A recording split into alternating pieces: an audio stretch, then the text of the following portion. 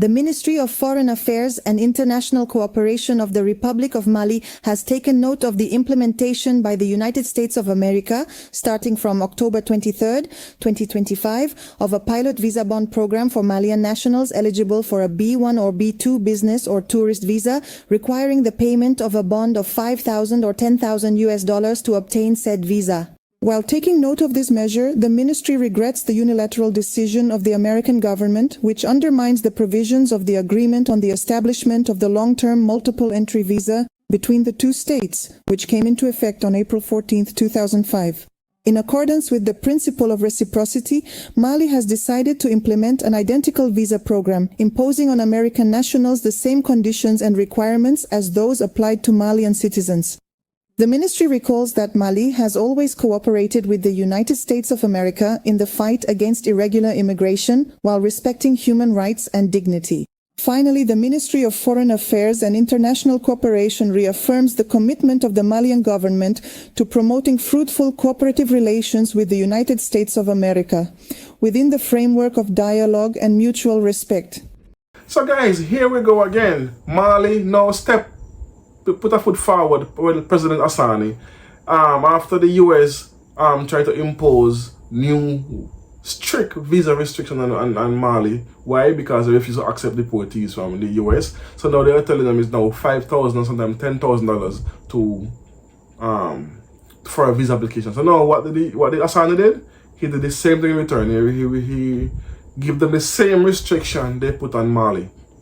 Same visa fees, same difficulty to get to access these countries. And why is it, if for those who may believe that these why Americans need to go to Africa, most business Americans need Africa because they need the rare earth and the resources of these countries hold. The gold, the lithium, the ore, the steel ore, the aluminum, which is the bauxite. These countries have all these resources in abundance. The limestone that they use to make cement and a few other rare earths that's needed to boost the American economy with comes on to television, to appliances, to make steel, and to make all the construction material that they need. They don't produce enough, so they have to buy these things from the African continent.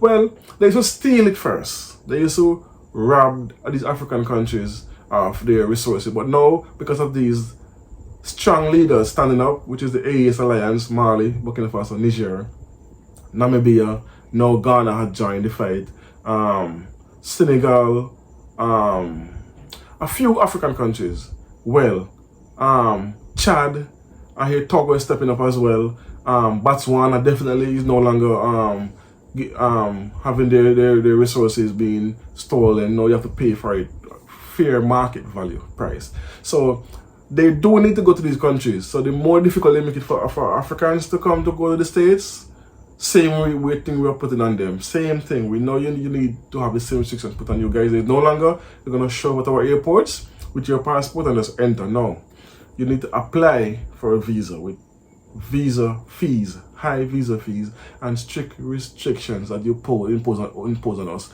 We do the same exact thing. So it's a tit for tat. You do us, we do you. It's that simple. We're not begging. We're not beggars. We control our destiny, and we have our country's economy in our hands. No puppet leaders are here. We are working for our people. So that's what the US is trying to do. They're still trying to get into their old tricks of threatening these countries for them to bow down. No, we're gonna die on our feet and live and crawl and or live on our knees. As Egon Churchill always say, what's the phrase he always use? The Burkina Faso or death, something like that. Yeah, so it shows that we are now standing up tall. We no longer have to be bending knees for no European or American countries. So matter of fact, the multinational capitals no longer. So anyway, what are your thoughts on this about President Assimi and President of Burkina Faso, Abraham Traoré, implementing the same visa restriction they impose on their citizens, and even more restricted access as well. So that's good. Let me know what you know about this. Let me know what you think about this in the comment section. As always, boom.